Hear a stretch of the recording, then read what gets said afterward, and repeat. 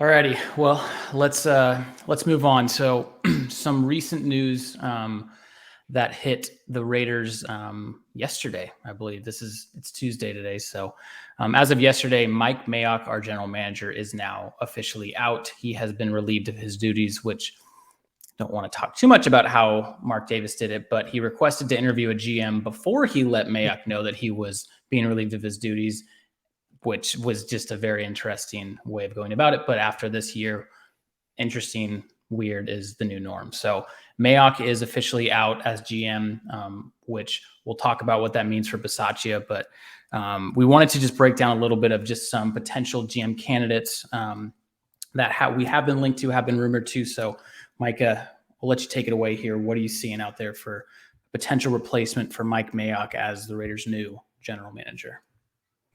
So I put together a list of a few guys that are some interesting names that could pop up. Put them in order in like what I think might happen or could happen, and also how I would like them to happen. So three different names. First one is Ed Dodds. He is with the Colts. He is heavily involved in their player personnel stuff. He was also a former Raider personnel with the drafting side of things and the scouting side of stuff. So he has some history with the Raiders, and wouldn't be surprised if Mark Davis brought him back just because of his ties to the organization. He was heavily involved with the Colts rebuild that we've seen them put together. Amazing defense, a lot of great cornerstone players on offense. So I think he's a big name that's been floated around recently, and I think would be a really good candidate in regards to being able to kind of couple him with really whoever we brought in with the head coach wise. So the second person is Dave Ziegler with the New England Patriots. He's been with the Pats for 9 years. He was very influential in this last year with all the free agents that they signed and all the big money they went out and spent on free agency, and it helped kind of shape how they went about their draft as well. So I think he would be someone that we could bring in that wouldn't be too afraid to open up the pocketbook to land some big splashes in free agency. The Raiders are also they've requested to interview Drod Mayo as possible head coaching option for the Raiders. They would be able to be coupled together in regards to that and very familiar with each other. So when you look at head coach and GM, both kind of needing to be brought in. I know we are kind of, Bisaccia is not necessarily, out yet, but being that he's an interim, the Raiders have a head coaching vacancy in general. So that would be another interesting one because of who they've been, requesting as in other spots. Last one is a random one that I was kind of coming across as I was doing some research into this, and it's interesting because of one fact, and I will get to that at the end of it. But excuse me if I completely butcher this guy's name because I'm not quite sure how to pronounce it. But it's Kwesi Adofo-Mensah. He was with the Niners from 2013 to 2019, and went over to the Browns to be the president of player personnel in 2020. He worked with Jim Harbaugh a lot when he was with the Niners and when they had those few years of, the Harbaugh ages and whatnot. So if the Raiders were trying to sit there and target Harbaugh or wanting him to come in, he would be an interesting name to be brought in to kind of couple with him. He partly responsible for a lot of the Browns turnaround that they've had recently. They hadn't made the playoffs since like the 90s and recently have done very well in turning around that franchise. Those are three names to keep an eye out for. Some people that I did some research and kind of came across. So I think you nailed the pronunciation of that name because I've never heard of him before. So 100% there. Nice job. Yeah, definitely some big names. I know that they have requested to interview. Ed Dodds. They requested Ziegler as well from the Patriots. So we'll kick the tires around there. And definitely, I think that's important to note the connection of GM to head coach because as people might not realize, but there's always big ties to those things as far as whenever – doesn't always happen, but whenever there is some turnaround in the office, whether it's a GM or a head coach, it's not always both, but it usually can be that way. Raiders saw it with Mayock and Gruden. A lot of teams across the NFL see it as well. So definitely some big names. It's going to be huge because, you also have to look into the ties with Mark Davis, some personal, or not personal, but maybe some professional overlap. Another name too was Elliot Wolf, who he's a consultant actually for New England right now, but he was previously the assistant GM for the Browns. His dad, Ron Wolf, legendary retired general manager, big with the Green Bay Packers, kind of a lot of their success over the years with Favre, with Rodgers, obviously. That's his son. And also Ron, his dad, Ron Wolf, he actually worked with Al Davis in the 60s. So there's some Raiders connections there. There's a potential future, but yeah, it's going to be interesting. And you kind of wonder, is the GM going to come first, right? Where do the Raiders bring on a GM and then have them hire the head coach? That's how it usually happens. But when we did it with Gruden, we brought in Gruden and he brought in Mayock, which I think was kind of foreshadowing as far as control and who was calling the shots, because Gruden wanted a 10-year deal and control of all of the Vegas Raiders and PF Chang's that were in the vicinal area. So yeah, it's going to be interesting there. And I can jump into head coaching if you want, because you had mentioned Rob Mayo. So before we do, I wanted to just share kind of what I would consider in making this move. So this isn't the Bible of head coaching searches. This is just what my feeling is as far as when you're making this move. So obviously we're making this move at an unprecedented time because of the thing that happened with Gruden. So weren't really, forecasting that. He was only on year 4 of his 10-year deal. We thought we had a couple more years to figure this out. But what I look at is basically, seems pretty simple. But what do you need most, right? So you look at your team, you look at your organization. Do you need leadership? Do you need structure? Do you need someone that has that comes in as your head coach as more of offensive or defensive focused, right? That's the first thing that I think of, and we could talk about probably about the Raiders and where we think we need the biggest lift. And that ties into, scheme. So what is the head coach bringing? Is he bringing the defensive side? Is he bringing an offensive mindset? Is he, Rich Bisaccia, John Harbaugh, special teams kind of background where that's more of like the leadership and structure, right? What are they bringing for that? What do you need? And that also, I would couple that both with your current personnel. So if he's bringing this offensive mindset, this offensive scheme, and where did he have it previously? Does that translate to our current personnel? You don't make the decision off of that, but if you want to have someone kind of jump in and they're, you want them so bad because of their past success, and you usually see this as just like GMs, you see assistant general managers, you see directors of player personnel that they're not going to be the GM. So for instance, at Dodds, you have Chris Ballard, who's the Colts GM right now, who he's under. Ballard's got that job, right? It's going to be a long time till he leaves. So it's kind of like this groomed up next GM. Same thing with head coaches. So, it's usually some type of offense coordinator or a defensive coordinator. So if they were so successful with their scheme, with what they got out of their players, how does that translate to the personnel that we currently have? You're not going to make the whole decision off that because personnel can change. You have to then view contracts. You have to look at different free agencies, draft, et cetera. But that's kind of the, it's the DNA, it's the thumbprint that they bring, and how does that match up with your current personnel? The other factor is trajectory of team. And this kind of ties into like, what do you need most? So are you rebuilding or are you reloading, right? So are we tearing this whole thing down? And granted, you might look at it from the outside and say, well, you're getting a new head coach and a new GM. It sounds like you're rebuilding. Not really the case, right? It's like you looked at it because of the Gruden situation, that's a one-off. And Mayock, I thought it was 50-50 whether he's coming back. So based on our roster, I don't think we're completely in a rebuild, but you should factor that in when you're bringing in someone. So the teams that are reloading, it's more about, we just need to get a little bit better in these areas, get a little bit more skilled players on the offense side, whatever. You kind of want someone that comes at least that either has some head coaching experience or has some deep experience in the NFL compared to some college coaches, right? Some college coaches like a Matt Campbell, who doesn't have NFL experience. Harbaugh wouldn't fall into that category because he does. So, or like a Kellen Moore or those types of guys. So it's not the end all be all, but those are the kind of things that I look at. And the last thing would be, is what changes if, right? What changes if we bring someone in? So just a few examples. I promise I'll get through this. If you bring on, if you bring anyone else besides Rich Bisaccia, do they keep Carr? I think that's number one, right? Carr is going to play a big part of this. I've heard he's a big part in the hiring decision, or at least they're bringing him in strategically, but he's not going to call the shots. He's not going to call who the next head coach is because he's on a contract year. And I still think we're mulling over whether we're going to extend him. So if you bring in anyone else besides Bisaccia who has ties to Carr, do we keep him? I don't know. That's going to be a general manager and head coaching question. If you bring in someone like Brian Flores, okay, he was fired from the Dolphins and a top head coaching candidate. Does he try and recruit Deshaun Watson? Deshaun wanted to go to Miami because of Brian Flores. Okay, that was obviously the ownership wanted it. He wanted to get out of Houston. He was attracted to the Dolphins because of Flores. He's gone now. You bring in Flores. Does he try to recruit Deshaun Watson? I don't know, but there's something to consider.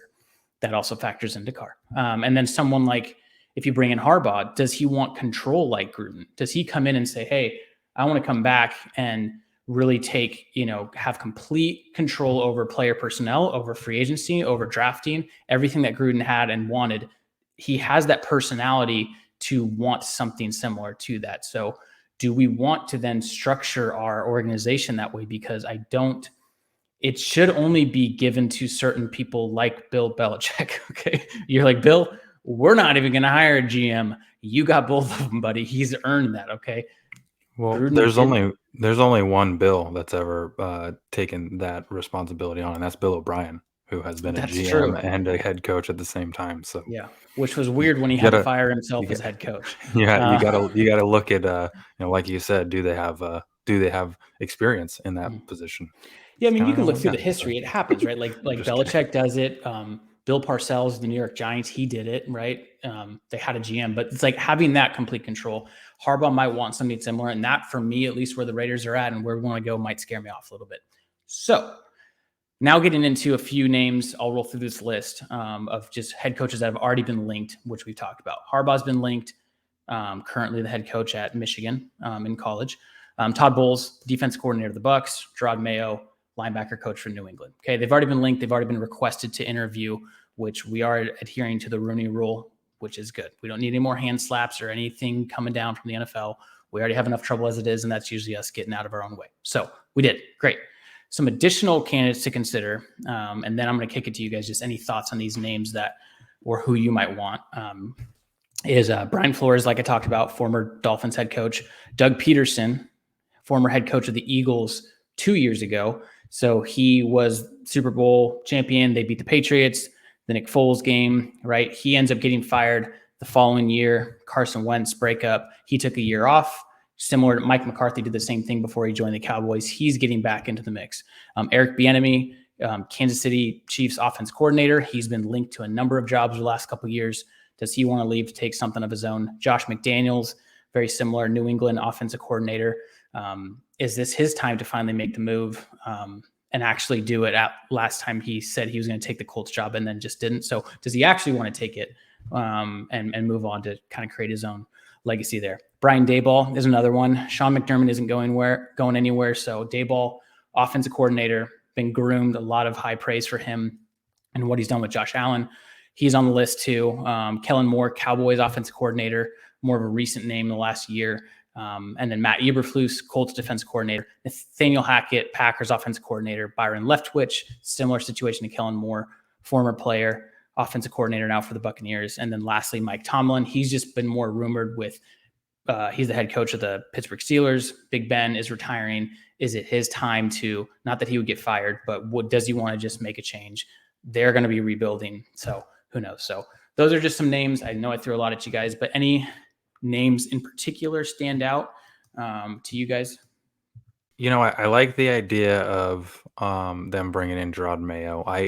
One thing that I look at and I wonder is, I feel like this next regime that we have, the biggest thing is taking our offense to the next level. I think that if Gus Bradley was retained, that as we kind of get players that fit his mold, he will be able to help us kind of graduate that defense and do even better. So I wonder if a defensive-minded coach comes in, he's going to use his scheme, Bradley's out. Where do you go on hiring an offensive coordinator? Because instead of taking an offensive coordinator from some team and making him your head coach, you're taking a quarterback's coach or a running back's coach or someone that's on the lower level of an offensive coordinator and asking them to do a new job, as opposed to an offensive coordinator coming in, being the head coach, but still really being the offensive coordinator. So I wonder where they would go in that realm. So I think that I like the idea of possibly a Byron Leftwich. I think I like the idea of an offensive coordinator coming in to be the head coach, in my opinion. So whatever name that kind of fits with, I feel like that's kind of the way that I lean. And then if you want to bring in somebody else to, be a different defensive coordinator, it is what it is. I feel like I kind of vie on the side of keeping Bradley to at least see if, how well he can do this by giving him players that fit his scheme. But I just want to look at and see who's going to make us better, who's going to let us take that next step. So, and for me, that kind of vies more towards aiming towards a offensive coordinator coming in to be head coach. So, Jake, anything there?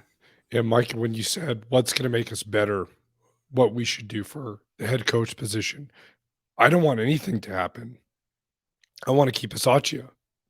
He's he's proven he already can get the job done. Look at the mess he came into this year. And Andy, we've talked about this before, how much everyone respects him on the team. That's huge. And he got them to the playoffs after that mess. I want Bisaccia to stay.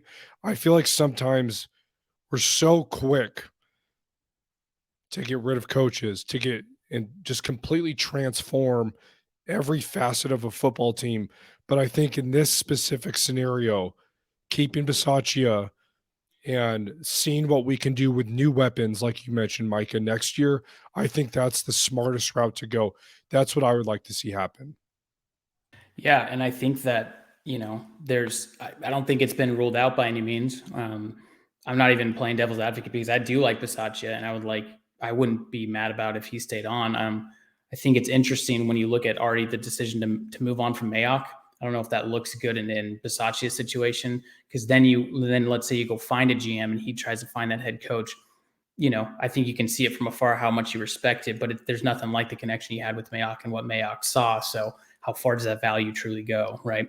No, I think there's a lot of reason why you should keep Bisaccia, and this is just like, wanting both worlds, but I'm like, bring in a head coach and a general manager and keep Bisaccia, keep him as a special teams guy. Like, I know that wouldn't be fair, and it would kind of seem like a slap in the face, but I just think that, and it might cause ambiguity too between the players, right? Having their former head coach that they really loved and really, signed off for, to bring in someone new. I don't think that would happen, but it's definitely something that, who knows, that might come up. Wait, so Andy, you want someone to come in? I do.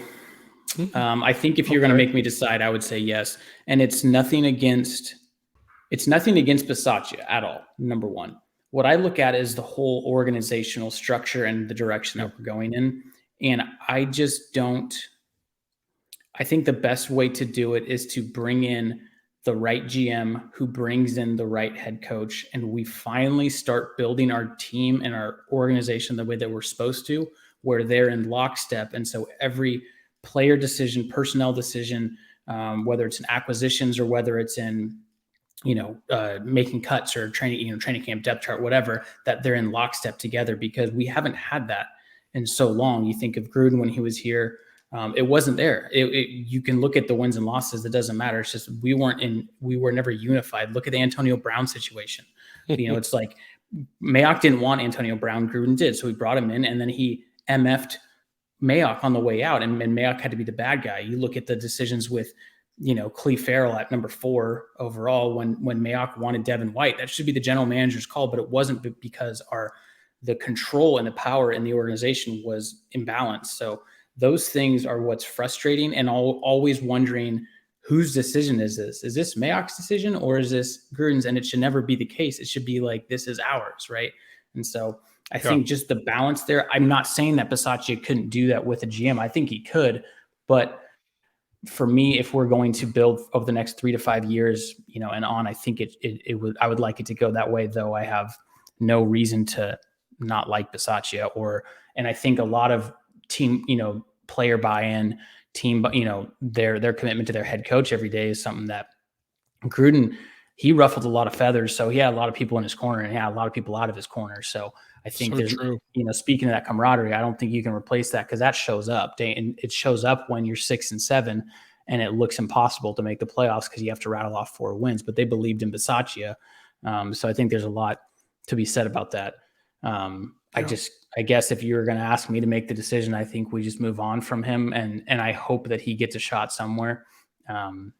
But I think we got to start fresh a little bit, at least within there, and kind of reestablish what, the balance. And the other thing too, not saying Bisaccia is incapable of doing this, but more of a relationship. I think we need to move on from Greg Olson, our offensive coordinator. So would he do? Would he come if he got the job? Would he come in and fire Greg Olson? I don't know. So the easiest way to do it is to bring in a GM who wants his head coach and finds his head coach. And you find, these head coaches that we're talking about have already been making calls to their guys, right? The head coaches are calling hey, do you want to come on as an offense coordinator? Do you want to come on as a QB coach, a D coordinator, backers, whatever, right? So they're already building their coaches and kind of what that structures. And I hate that it would result in potentially like Bradley getting fired, especially with the progress he's made within a year, or the, quarterback's coach. I don't really care about Deuce Gruden. He's still on the sidelines for some reason, but he can go lift weights in Pittsburgh. I don't care. I'm sure he'll find his way somewhere, but